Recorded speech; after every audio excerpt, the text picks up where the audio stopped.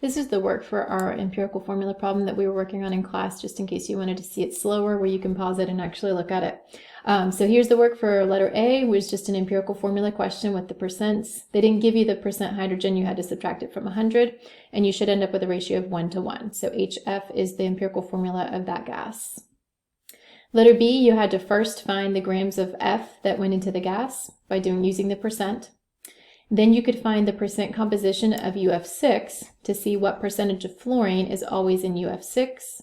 And then you can multiply that percentage by the amount of UF6 to see how much is just fluorine.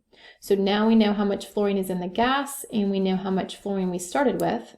So we can take the percent to find out the percent of fluorine in the gas here, subtract it from 100, and that gives us the percent that went into the other compound. Once we get to letter C, the first thing you had to do was to figure out the mass of each element so that you could do the empirical formula.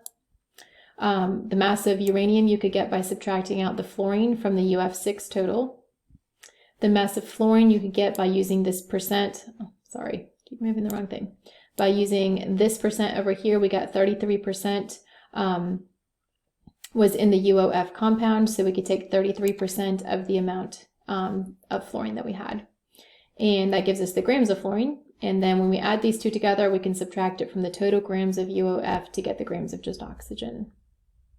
Then it's an empirical formula question. So once you have the grams, you can divide by the periodic table amounts to get the moles right here. And the smallest number is 0.0121. So you can divide all of them by that number and you get a ratio of 1 to 2 to 2, which means our final empirical formula compound is this right here.